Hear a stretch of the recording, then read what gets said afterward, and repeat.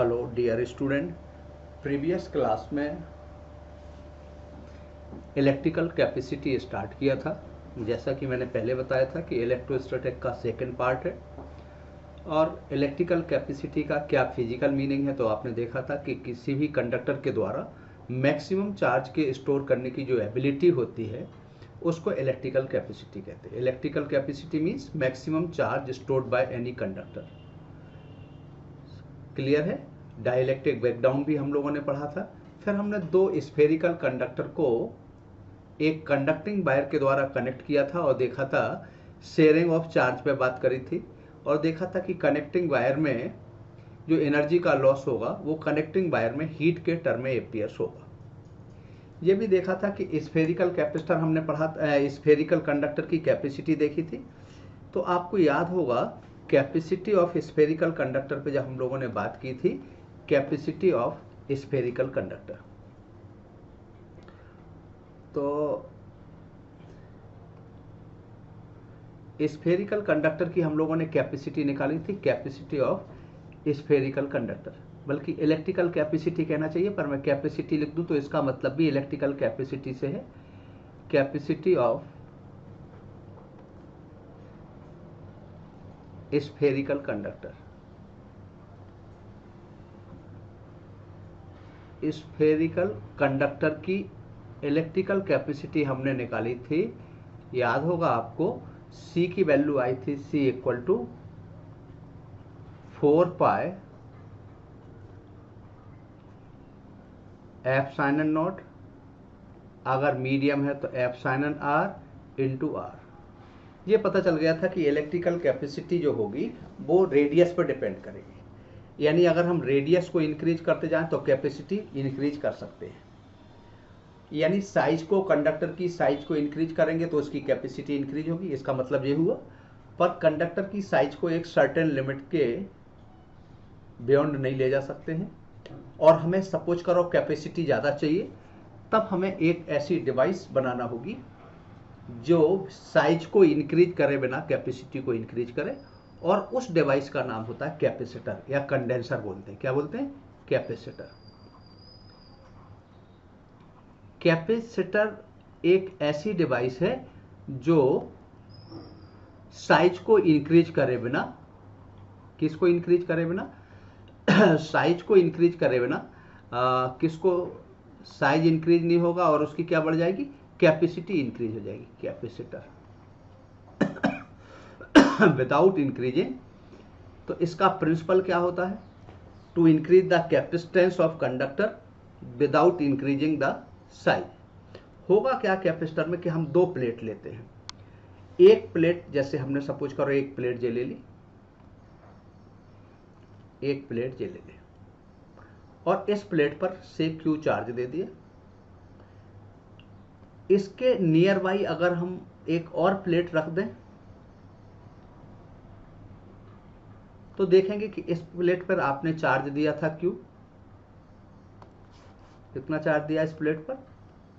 से Q charge दिया। Induction की वजह से अब क्यू चार्ज दोगे तो यहां पर जी इक्वली डिवाइड हो जाएगा। सपोज करो जी प्लेट एक्स है, अभी वाई प्लेट यहां नहीं थी, तो इस पर चार्ज इक्वली डिवाइड होगा। ये आप लोगों ने गॉस लॉ में भी देखा था। जिस सपोज करो प्लेट एक्स है, ये प्लेट वाई है। इंडक्शन की वजह से इस सरफेस पे क्या आएगा? नियर सरफेस पे अपोजिट चार्ज आएगा। अपोजिट क्यों आएगा? क्योंकि यहाँ पॉजिटिव चार्ज है, तो इस वाई के कंडक्टर के इलेक्ट्रॉन को अपने तरफ अट्रैक्ट करेगा डेफिशिएंसी को पूरा करने के लिए, तो यहाँ नेगेटिव हो जाएगा और रिलेटिवली यहाँ पे पॉजिटिव हो जाएगा। क्लियर है? ये आ गया। अब बताओ कि इसका नेगेटिव चार्ज, वाई का नेगेटिव चार्ज इसके पोटेंशियल को डिक्रीज करेगा एक्स प्लेट के, और वाई प्लेट का पॉजिटिव चार्ज इसके पोटेंशियल को इंक्रीज करेगा। एक्चुअली वाई प्लेट पर जितना नेगेटिव चार्ज है उतना ही पॉजिटिव चार्ज है, फिर भी एक्स प्लेट का पोटेंशियल डिक्रीज होगा। क्यों होगा? क्योंकि नेगेटिव चार्ज एक्स प्लेट के ज़्यादा नियर है, इसका इफेक्ट ज़्यादा होगा। तो अगर इसका पोटेंशियल डिक्रीज होगा तो इसको उसी पोटेंशियल तक लाने के लिए कुछ एडिशनल चार्ज देना पड़ेगा। सपोज करो पहले चार्ज दिया था Q और अब हमने और एक एडिशनल चार्ज दे दिया Q1, तो सेम पोटेंशियल तक लाने के लिए। तो बताओ पोटेंशियल चेंज नहीं हुआ पर कैपेसिटी इंक्रीज हो गई। क्लियर है। अब हमने फिर से इस प्लेट को लिया और एक और काम कर दिया। ये प्लेट ले ली हमने यहाँ पे, एक प्लेट और ये दूसरी प्लेट। इस प्लेट को हमने यहाँ पर सेकेंड प्लेट को यहाँ पे ग्राउंडेड कर दिया। ग्राउंडेड कर दिया तो पूरा इसका पॉजिटिव चार्ज ग्राउंड में चला जाएगा। अब ग्राउंड में चला जाएगा तो क्या होगा, इस पे चार्ज था Q, इस पे चार्ज कितना था, Q चार्ज दिया था, तो इंडक्शन की वजह से यहां -Q आएगा। अब पूरा चार्ज इधर आ जाएगा। क्यों? क्योंकि इसका पोटेंशियल 0 हो गया तो इधर का चार्ज यहां चला गया ग्राउंड में, तो जितना चार्ज इधर होगा उतना ही इधर होगा। अब नेगेटिव चार्ज Y प्लेट का नेगेटिव चार्ज X प्लेट के पोटेंशियल को डिक्रीज करेगा, और इंक्रीज करने वाला फैक्टर 0 हो गया तो इसका पोटेंशियल बहुत ज्यादा डिक्रीज होगा।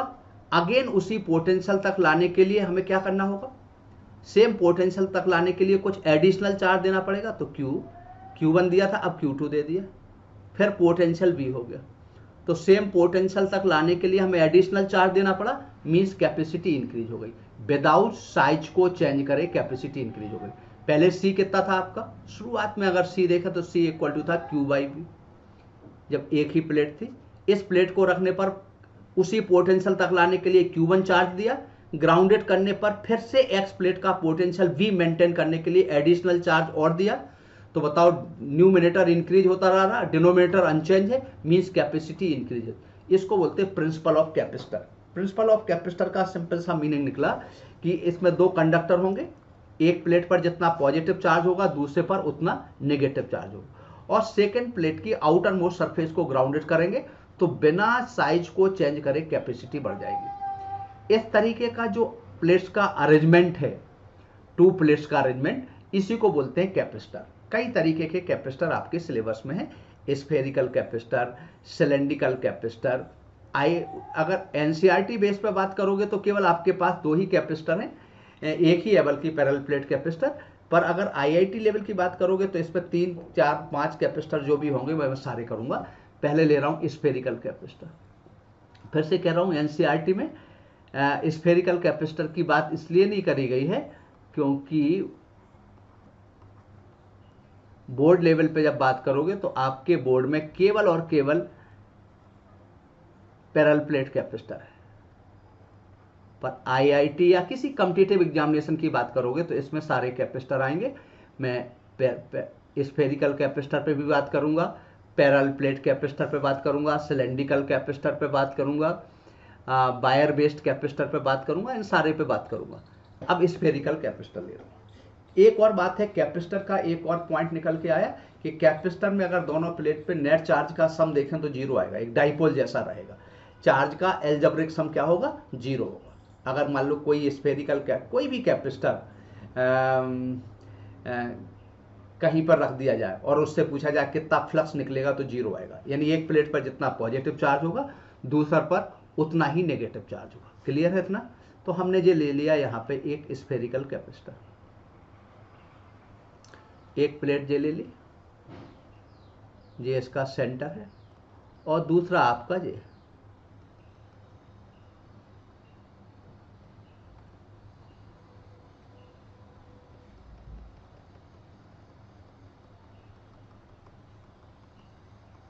इनर स्पेयर की रेडियस r है, या इनर की रेडियस r1 कहते हैं और आउटर की रेडियस r2 कहते हैं। ये इनर है, इसकी रेडियस r1 है, आउटर की रेडियस r2। इनर पर से Q चार्ज दिया है और आउटर स्पेयर को ग्राउंडेड कर दिया। इसको क्या कर दिया, ग्राउंडेड कर दिया। कैपेसिटी निकालने के हमारे पास 3-4 मेथड होंगे। सबसे सिंपल मेथड जो स्कूल लेवल पे भी काम करेगा वो पोटेंशियल मेथड होगा। इसके अलावा क्या होगा, इलेक्ट्रिक फील्ड मेथड से कर सकते हैं, इसके अलावा एनर्जी मेथड से कर सकते हैं। तो ये आपका एक इनर हो गया, आपका ये इनर हो गया जिस पे Q चार्ज दिया, जिसको मैंने रेड कलर से कर दिया, ये इनर है। ठीक है, ये इनर स्पेयर। इस इनर स्पेयर पे कितना चार्ज दिया है बताओ, इनर स्पेयर पे Q चार्ज दिया है और आउटर स्पेयर को ग्राउंडेड कर दिया। यहाँ पे किसको ग्राउंडेड किया, आउटर वाले को ग्राउंडेड किया। इनर पे चार्ज दिया है, इनर स्पेयर पे कुछ चार्ज दिया है, ये सपोज करो इनर स्पेयर है, और इस पे कुछ चार्ज दिया है, ठीक है। इनर स्पेयर पे, ये इनर स्पेयर है और इस पे चार्ज दिया है, और आउटर स्पेयर को ग्राउंडेड कर दिया। अब आउटर स्पेयर पे कितना चार्ज आ जाएगा? इनर को अगर हम यहाँ पे इनर को चार्ज कर रहा है और आउटर को ग्राउंडेड कर रहा है, तो आउटर स्पेयर पर आउटर स्पेयर का पोटेंशियल जीरो होगा। कई बच्चों को ये होता है कि चार्ज ग्राउंडेड कर दें तो चार्ज जीरो होगा, चार्ज जीरो नहीं होगा। आउटर पे क्या जीरो होगा? इस पे क्यू चार्ज दिया से, इस पे कितना चार्ज दिया? Q charge. इंडक्शन की वजह से इसके अंदर वाले सरफेस पर माइनस क्यू चार्ज आ जाएगा। ये भी आप कहो तो मैं प्रूव कर दूं। इनर की रेडियस R1 है, आउटर की रेडियस R2 है। इनर स्पेयर का नाम से A कह दिया, आउटर स्पेयर का नाम B कह दिया। तो किसी भी कैपेसिटर की जो कैपेसिटी निकालते हैं, इसके पहले एक बात मैं और थोड़ा सा बता दूं कि किसी भी कैपेसिटर की कैपेसिटी निकालते तो कैपेसिटी का फॉर्मूला होता है C = charge divided by potential difference. आपका कंडक्टर में पोटेंशियल डिफरेंस इसलिए नहीं कि उसका लास्ट इन्फिनिटी पे मान लेते थे, ठीक है। तो अब यहां पर बताओ क्या आएगा? इसकी रेडियस। तो इसका मतलब इनर स्पेयर पे चार्ज निकालेंगे, इनर स्पेयर पे चार्ज क्यों दिया? आउटर पे इंडक्शन की वजह से माइनस क्यू, ग्राउंडेड कर दिया, ठीक है। अब सवाल आएगा कि इनर पे पोटेंशियल कितना आएगा? इनर स्पेयर पे, तो इनर स्पेयर पे पोटेंशियल आएगा दोनों की वजह से। आपने कहा था कि अगर हम 10 स्पेयर भी कर दें तो सभी स्पेयर पे सभी चार्जेस की वजह से, सभी स्पेयर की वजह से पोटेंशियल आएगा। तो ए पे पोटेंशियल कितना आ जाएगा? पहले ए पे पोटेंशियल निकालो। तो ए पे आपके सेल्फ के चार्ज की वजह से आएगा potential on sphere A, KQ/R1, और बी की वजह से कितना आ जाएगा ए पे? जैसे the potential on sphere A due to A and B both. B पे क्या होगा? चूंकि बी स्पेयर ग्राउंडेड है तो ग्राउंडेड स्पेयर का पोटेंशियल या ग्राउंडेड कंडक्टर का पोटेंशियल जीरो, ठीक है। अब सवाल आएगा कैपेसिटी की डेफिनेशन क्या है? तो आपने देखा था कैपेसिटर की कैपेसिटी C = होता है charge divided by potential difference, VA - VB। ये फर्स्ट पॉइंट आ गया, ये सेकेंड पॉइंट आ गया, ये थर्ड पॉइंट आ गया। फर्स्ट और सेकेंड की हेल्प से BA BB की वैल्यू इक्वेशन थर्ड में पुट कर दे। तो इक्वेशन थर्ड में पुट करोगे तो क्या आ जाएगा? C = Q डिवाइडेड बाय, यहाँ पे KQ कॉमन लो लोगे, KQ कॉमन लोगे तो क्या आएगा? 1/R1 - 1/R2। Q से Q कैंसिल हो गया, K की वैल्यू 1/4πε0 है तो वो ऊपर चला जाएगा, तो 4πε0 R1 R2 over R2 - R1। ये इस स्फेरिकल कैपेसिटर की कैपेसिटी आई। लेकिन ये कम केस है, इनर चार्ज है यहाँ पे। इनर क्या है यहाँ पे? आपको दिख रहा होगा, इनर चार्ज है एंड आउटर ग्राउंडेड है, आउटर ग्राउंडेड है। इनर चार्ज है और आउटर ग्राउंडेड है, तब की कंडीशन आपकी ये आ गई। कैपेसिटर क्यों कहते हैं? क्योंकि जितना इस पे पॉजिटिव चार्ज है उतना ही इसके बी के अंदर वाली सरफेस पे नेगेटिव चार्ज है। कई स्टूडेंट के दिमाग में ये बात भी आएगी कि आपने इस पे अंदर वाले पे चार्ज -Q क्यों कर लिया? तो ग्राउंडेड वाली कंडीशन आप रख लें कि इंडक्शन की वजह से इस पे X चार्ज आ जाएगा, और ग्राउंडेड करने के बाद इस पे जो नेट चार्ज आएगा उसका पोटेंशियल जीरो करोगे तो आंसर आ जाएगा। या मैं नेक्स्ट स्लाइड में कर दे रहा हूँ ताकि ये बात भी किसी के दिमाग में न रहे। सपोज करो इनर आउटर पे चार्ज -Q ही क्यों था? तो बताओ V का पोटेंशियल जीरो था, ये तो कन्फर्म है। आपने B पर A पे चार्ज तो आपने Q दिया था, और B वाले पे आपको चार्ज पता नहीं तो मान लो X मान लिया। इसकी रेडियस R1 है, इसकी रेडियस R2, इस पे Q चार्ज दिया, इस पे चार्ज X मान लिया, ये ग्राउंडेड। तो बताओ B पे पोटेंशियल निकालोगे तो इनर की वजह से कितना आएगा? KQ/R2। और आफ्टर ग्राउंडेड जो बी पे चार्ज हो गया वो एक्स हो गया, तो K X by R two, चूंकि जीरो है तो ये आ जाएगा, तो X equal to minus Q आ गया। क्लियर है? तो ये आप चाहो तो थोड़ा सा आपकी जानकारी के लिए है कि, और वो आपने ग्राउंडेड के बहुत सारे क्वेश्चन हमने कराए थे, वहां से भी आप देख सकते हैं। ठीक है, ये आपकी कंडीशन तब थी, अभी जो हमने केस लिखा था, जब इनर क्या था, ये यहाँ पे क्या बताने की कोशिश करी कि आउटर स्फीयर के इनर सरफेस पे जो एक्स चार्ज आ रहा है वो माइनस क्यू क्यों आ रहा, कभी किसी बच्चे के मन में क्वेश्चन आए तो उस पर बात करिए। लेकिन अभी जो हमने स्फेरिकल कैपेसिटर डिफाइन किया है, एक्सप्लेन किया है, इसके अंदर कैपेसिटी निकाला तो कितना आ गया, C equal to 1/4 pi epsilon nought Q1 Q2 by R square, यही आ गया था। यहाँ से अगर आप निकालें तो सी की कैपेसिटी जो आई थी, वो सी की कैपेसिटी कितनी आ गई, C equal to 4 pi epsilon nought 1/R1 minus 1/R2, यही आया था। अगर हम किसी भी स्फेरिकल कंडक्टर को कैपेसिटर कह सकते हैं, अगर उसकी सेकंड प्लेट इन्फिनिटी पे मान लो R2 इन्फिनिटी कहते हैं, तो C की वैल्यू क्या आ जाएगी, 4 पाई एप्सिलॉन नॉट R1 आ जाएगा। ये स्फेरिकल कंडक्टर ही स्फेरिकल कैपेसिटर कहा जा सकता है जिसकी सेकंड प्लेट इन्फिनिटी पे हो। क्लियर है? चलिए नेक्स्ट देखते हैं हम, अब और आगे बात करते हैं। अब हम फिर से दो स्पेयर ले रहे हैं, लेकिन अब हम इनर केस सेकंड, ये केस फर्स्ट लिया था, केस सेकंड ले रहे हैं। सेकंड केस के अंदर हम इनर को क्या कर रहे हैं, ग्राउंडेड कर रहे हैं, आउटर को चार्ज कर रहे हैं। ये एक इनर स्पेयर है और इस इनर स्पेयर की रेडियस है R1। ये आउटर स्पेयर है, ये आउटर स्पेयर है। इनर की रेडियस आपको जैसा कि पहले बताया था R1 है, आउटर स्पेयर की रेडियस है R2। आउटर स्पेयर पे Q चार्ज दिया और इनर को ग्राउंडेड कर दिया। इनर की रेडियस A है, आउटर की रेडियस B है। अब इंडक्शन की वजह से B पे कितना, A पे कितना चार्ज आएगा, A पे मान लो इंडक्शन की वजह से हमने X चार्ज मान लिया, क्या मान लिया, तो अब किसका पोटेंशियल जीरो होगा, A का पोटेंशियल जीरो होगा। क्यों होगा, क्योंकि A ग्राउंडेड।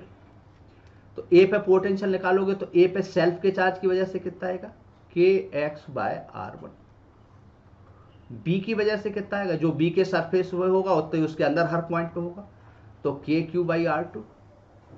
चूंकि A पर पोटेंशियल जीरो है बिकॉज ग्राउंडेड है, यहाँ X इक्वल टू हमने निकाला तो X इक्वल टू आ गया माइनस के Q R1 over R2। X पर आफ्टर ग्राउंडिंग इतना चार्ज आएगा। अब दोनों प्लेट पे चार्ज का सम जीरो नहीं है, क्योंकि ये वैल्यू नेचुरल है, माइनस क्यू से तो कम है, क्योंकि R1 छोटा है R2 ग्रेटर है, तो ये वैल्यू दोनों चार्ज का सम जीरो नहीं है। इसका मतलब ये कैपेसिटर नहीं कहा जा सकता। हाँ, इसकी कैपेसिटी जरूर आएगी, इसकी कैपेसिटी को हम कैलकुलेट कर सकते हैं, पर ये कैपेसिटर नहीं कह सकते। क्यों नहीं कह सकते, कैपेसिटर की कंडीशन होती है एक पर जितना पॉजिटिव चार्ज होगा दूसरे पर उतना ही नेगेटिव चार्ज होगा। यहाँ पे चार्ज का मैग्नीट्यूड इक्वल और अपोजिट नहीं है, पर इसकी कैपेसिटी, इस कॉम्बिनेशन की कैपेसिटी जरूर निकलेगी। ठीक है, अब सवाल आता है कि A का पोटेंशियल तो जीरो है, तो हमें B पे पोटेंशियल निकालना कैपेसिटी की डेफिनेशन से। तो B पे पोटेंशियल आएगा तो एक तो अंदर वाले चार्ज की वजह से आएगा B पे, तो KX बाय R2, और B पे अपने सेल्फ के चार्ज की वजह से आएगा KQ by R2। Next slide में हम X की वैल्यू पुट कर रहे हैं।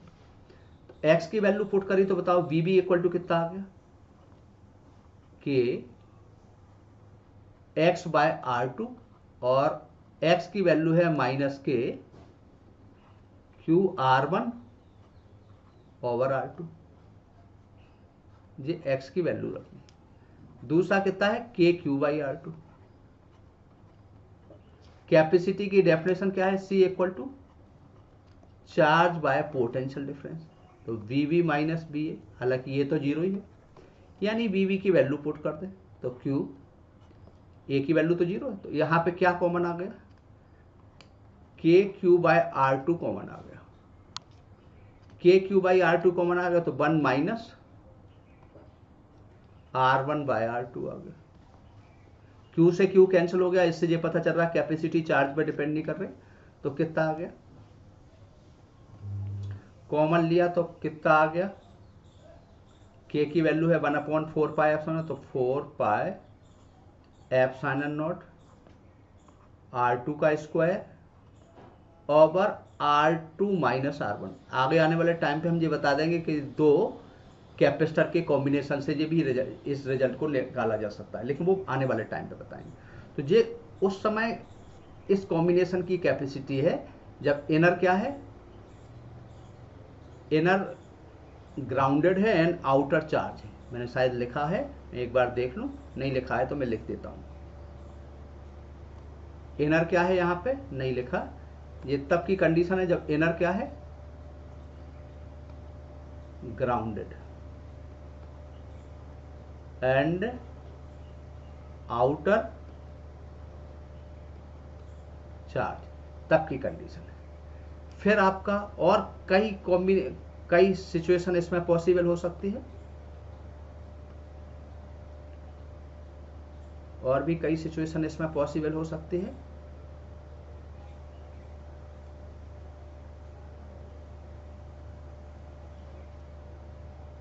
नेक्स्ट लिखें,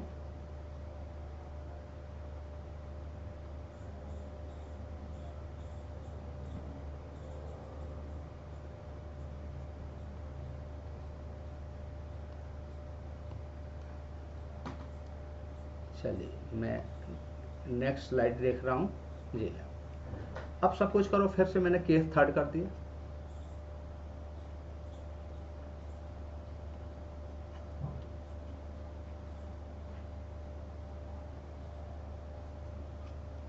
ये दो स्पेयर फिर से ले लिए, एक ये इनर स्पेयर है और एक ये आउटर स्पेयर है। इनर स्पेयर की रेडियस R1 है, आउटर स्पेयर की रेडियस R2 है। इनर स्पेयर पे चार्ज दिया Q और इनर और आउटर को एक वायर के द्वारा कनेक्ट कर दिया, से इनर स्पेयर ए है, आउटर स्पेयर बी। अब क्या कर दिया, तो अब इस पे सवाल आएगा कि कितना चार्ज फ्लो होगा, इनर से आउटर की तरफ कितना चार्ज फ्लो होगा, how much charge flow from A to B. पहला क्वेश्चन तो दिया जाएगा, how much charge flow from A to B, A से बी की तरफ कितना चार्ज फ्लो होगा। ठीक है, तो अब देख रहे हैं, मान लो इससे एक्स चार्ज यहां चला गया, कितना चार्ज चला गया, से एक्स चार्ज यहां चला गया, एक्स चार्ज चला गया, तो अब ए पे कितना चार्ज बचेगा, क्यू माइनस एक्स, और बी पे कितना हो जाएगा, एक्स चार्ज चला गया सब कुछ। ठीक है, इसमें अब चार्ज बचा क्यू माइनस एक्स और एक्स इधर आ गया। ऐसा मान लिया हमने कि एक्स चार्ज इनर से आउटर के तरफ फ्लो हो गया। ठीक है,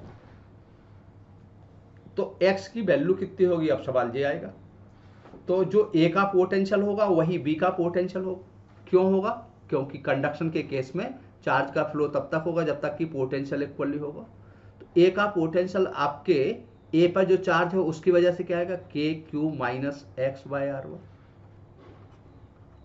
और b की वजह से a पे कितना आएगा, K X by R two. Similar fashion B पे निकालोगे तो बी पे ए की वजह से कितना आएगा, K Q minus X by R two, और बी का अपने सेल्फ की वजह से के एक्स बाई आर टू। चूंकि ये ग्राउंडेड है, चूंकि ये कंडक्शन है, कंडक्शन में दोनों का पोटेंशियल क्या होगा, बराबर होगा। ग्राउंडेड, सॉरी हमने कहा दोनों क्या है, आपस में वायर के द्वारा कनेक्टेड है, तो कंडक्शन है, तो कंडक्शन में चार्ज तब तक फ्लो होगा जब तक कि दोनों का पोटेंशियल इक्वल है। Equation first, equation second, equation third, first second से बी ए बी बी की वैल्यू इक्वेशन थर्ड में पुट कर दी।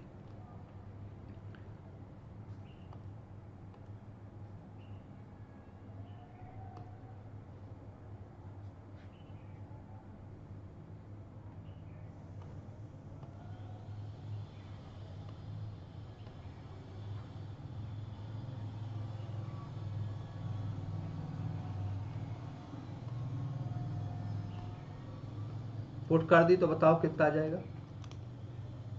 ए पे कितना चार्ज था, K Q minus X by R one. B की वजह से ए पे था K X by R two.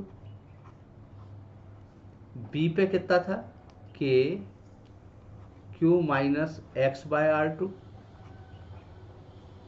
और K X by R two. जे टर्म कैंसिल हो गया, के कैंसिल हो गया, तो Q minus X by R one equal to हो गया Q minus X by R two. एक बार मैं टीच कर रहा था तो एक बच्चा कह रहा था क्यू माइनस एक्स से क्यू माइनस एक्स कट गया तो R one equal to R two. तो ध्यान रखना जी, क्लास 7th में पढ़ा होगा, जब यहाँ कोई वेरिएबल होता तो बिना सॉल्व करे नहीं बता सकते आप ऐसे, ठीक है ना। तो कितना आ जाएगा यहाँ पे, Q R two minus X R two equal to Q R one minus X R one. Term arrange कर लिए, क्यू के टर्म,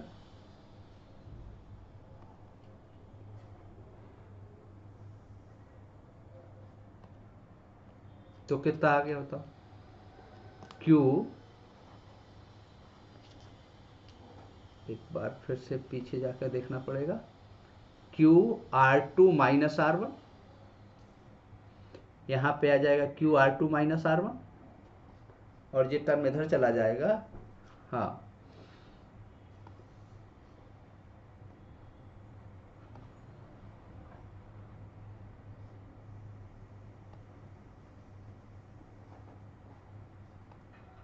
तो Q R two minus R one equal to आ गया X R two minus R one. R two minus R one से R two minus R one cancel हो गया, तो क्यू इक्वल टू एक्स आ गया। यानी ए से बी तक पूरा चार्ज फ्लो हो जाएगा। कितना चार्ज फ्लो होगा, ए से बी की तरफ कंप्लीट चार्ज फ्लो होगा। क्लियर हो गया। इसका मतलब किसी स्पेयर से अगर पूरा चार्ज हटाना चाहते तो उसको एक बड़े स्पेयर के द्वारा इनक्लोज करें और आपस में एक वायर के द्वारा कनेक्ट करें। तो इस तरीके से इसकी इस पर्टिकुलर कॉम्बिनेशन की कैपेसिटी देखोगे तो पूरा चार्ज आउटर पे चला गया। तो ये एक प्रकार का स्फेरिकल कंडक्टर बन गया जिसकी रेडियस R2 है। तो इसकी कैपेसिटी आ जाएगी इस केस पर C equal to 4 pi epsilon not R2 आ जाएगा। और भी केस पॉसिबल हैं पर हम थोड़ा सा और आगे बढ़ना चाहते हैं, इसलिए हम नेक्स्ट कैपेसिटर ले रहे हैं, पैरेलल प्लेट कैपेसिटर। अदरवाइज फिर पूरा टाइम इसी में निकल जाएगा। पैरेलल प्लेट कैपेसिटर जी स्कूल लेवल पे भी काम आएगा। पैरेलल प्लेट कैपेसिटर,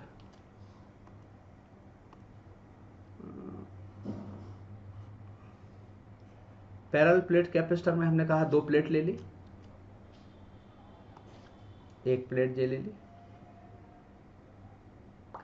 इस प्लेट की और एक दूसरी प्लेट ले ली, आइडेंटिकल ही ले ली, जरूरी नहीं कि आइडेंटिकल हो पर आइडेंटिकल ले ली। इस एक्स प्लेट पे से एक्स प्लेट है, यहाँ पे जो वाई प्लेट है,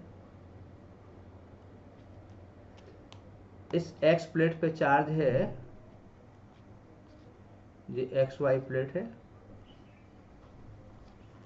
ये प्लेट एक्स है, ये प्लेट वाई है। दोनों प्लेट का एरिया क्रॉस सेक्शन सेम है। इस पे प्लस क्यू चार्ज दिया तो दोनों सरफेस पे रहेगा, लेकिन वाई की आउटर मोस्ट सरफेस को ग्राउंडेड कर दिया, इसलिए पूरा चार्ज यहाँ आ जाएगा और इंडक्शन की वजह से यहाँ आ जाएगा, इक्वल चार्ज आएगा। इस प्लेट को ग्राउंडेड कर दिया, इस पे क्यू चार्ज दिया, इसकी सरफेस चार्ज डेंसिटी अगर सिग्मा होगा तो इसके माइनस सिग्मा होगा। अब हमने कहा था कैपेसिटी निकालने के लिए हमें charge divided by potential difference करना होता। देखो C इक्वल टू लिखवाया था, अगर आपको याद हो तो charge divided by potential difference ऐसा बताया था। अब पोटेंशियल डिफरेंस निकालने का तरीका क्या होगा कि इन दोनों प्लेट के बीच इलेक्ट्रिक फील्ड इंटेंसिटी निकाल लें। हालांकि इलेक्ट्रिक फील्ड दोनों सिग्मा की वजह से आएगा, तो एक क्या आएगा सिग्मा ओवर 2 एप्सिलॉन नॉट, और दूसरी प्लेट की वजह से भी सिग्मा ओवर 2 एप्सिलॉन नॉट। कहाँ पे निकाल रहे हैं, इन दोनों प्लेट्स के बीच में। इन प्लेट्स के बाहर निकालोगे किसी भी तरफ तो जीरो आ जाएगा। यहाँ 0 आएगा, यहाँ भी 0 आएगा। तो बताओ इलेक्ट्रिक फील्ड इंटेंसिटी, और ये बता दिया गया कि इस प्लेट में कोई मीडियम नहीं रखा इसलिए, नहीं तो नीचे एप्सिलॉन नॉट आर आ जाएगा, इतना आ जाएगा। ये इलेक्ट्रिक फील्ड यूनिफॉर्म है, तो इलेक्ट्रिक फील्ड इंटेंसिटी अगर यूनिफॉर्म है तो potential difference divided by separation करें, तो ये पोटेंशियल डिफरेंस डिवाइडेड बाई, मान लो इन प्लेट्स के बीच का सेपरेशन डी है तो डी आ जाएगा। ये फॉर्मूला डायरेक्ट लिखने का अधिकार तब मिला हमें जब इलेक्ट्रिक फील्ड यूनिफॉर्म, तो कितना आ गया V1 D sigma D over epsilon not. ये दूसरा इक्वेशन, ये पहला इक्वेशन आ गया। क्लियर? अब हम फर्स्ट इक्वेशन से सेकेंड इक्वेशन में वैल्यू पुट कर रहे हैं। सी क्यू को क्या लिख सकते हैं, sigma into A divided by V1 minus V2 की वैल्यू कितना आया था, एक बार फिर से देखना पड़ेगा। V1 माइनस V2 की वैल्यू कितनी आई थी, sigma D over epsilon not.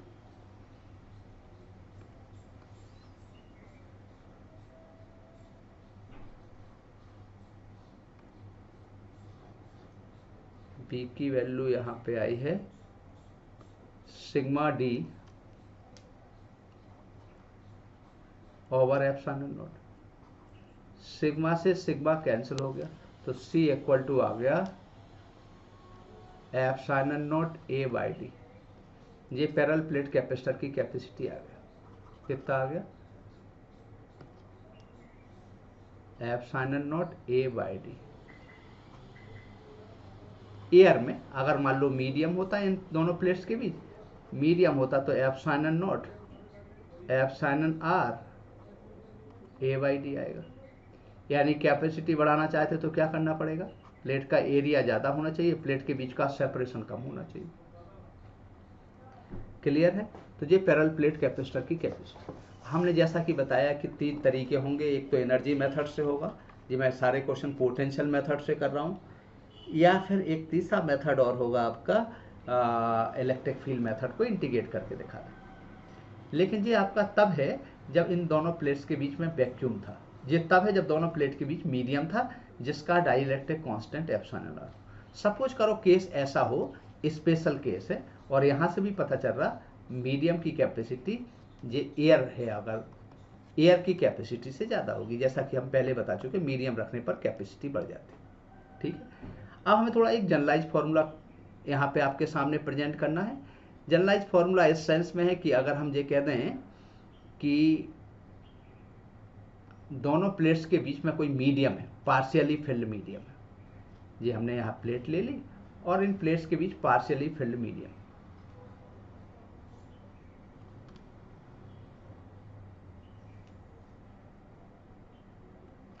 और ये मीडियम रख दिया।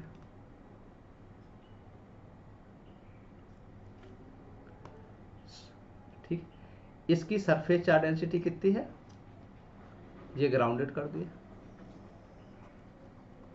इसकी सरफेस चार्ज डेंसिटी है सिग्मा, यहाँ भी माइनस सिग्मा आएगा।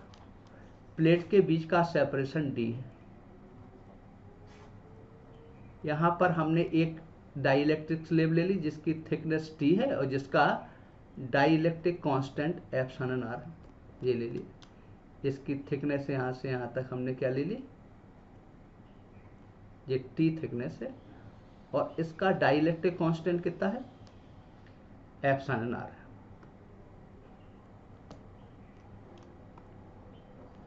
ये हमने यहाँ पे इसको हमने ऐसा कर दिया, ये आपका क्या है, एक डाइलेक्ट्रिक स्लैब है जिसका डाइलेक्ट्रिक कांस्टेंट। ठीक है, अब हमें निकालना है पोटेंशियल डिफरेंस। तो पोटेंशियल डिफरेंस निकालोगे तो इलेक्ट्रिक फील्ड इंटेंसिटी मीडियम में भी आएगी एयर में, तो पोटेंशियल डिफरेंस कितना आएगा, डेल्टा बी। तो डेल्टा बी इक्वल टू आ जाएगा, डेल्टा बी इक्वल टू आएगा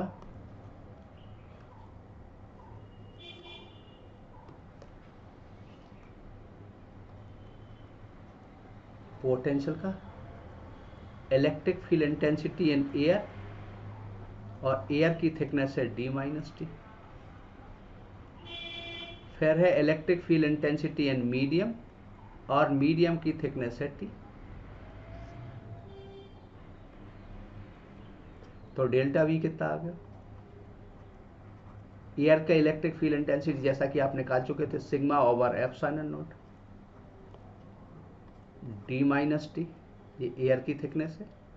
और मीडियम की electric field intensity sigma over epsilon not epsilon R T आ जाएगा। यहाँ से हमने पोटेंशियल डिफरेंस कैलकुलेट कर लिया, और आपको पता है capacity equal to charge by potential difference. तो sigma over epsilon not common आ जाएगा यहाँ, तो क्या आ गया बताओ? D minus T plus T over epsilon R. Capacity की डेफिनेशन क्या कहती है? सी इक्वल टू, कई बार बता चुका हूं, चार्ज बाई पोटेंशियल डिफरेंस। ये इक्वेशन फर्स्ट है। चार्ज को चाहे तो क्या लिख सकते हैं, थोड़ा यहीं पे लिख दें ताकि एक स्टेप से और बच सके। चार्ज को लिख सकते हैं sigma A over potential difference. First equation से डेल्टा वी की वैल्यू इक्वेशन सेकंड में पुट कर दी। सो कितना आ गया बताओ? Sigma A sigma over epsilon not common आया था, ब्रैकेट के अंदर आया था D minus T plus T by epsilon R. Sigma से सिग्मा कैंसिल हो गया, तो पार्शियली फिल्ड मीडियम की कैपेसिटी आ गई epsilon not A over D minus T plus T over epsilon R. अगर ये जनरलाइज फॉर्मूला, अगर वैक्यूम कर दें तो वैक्यूम के लिए एप्सिलॉन आर की वैल्यू कितनी होगी? 0। टी से टी कट जाएगा तो sigma A over epsilon not आएगा। पूरा फील्ड मीडियम कर दें तो टी और डी बराबर हो जाएगा, तो भी यही आंसर आ जाएगा। और कई सारी प्लेट्स भी हो सकती हैं, मल्टीपल प्लेट, जिनका डिफरेंट डाइलेक्ट्रिक कांस्टेंट होगा। इस पर हम लोग कल चर्चा कर लेंगे। Thank you very much.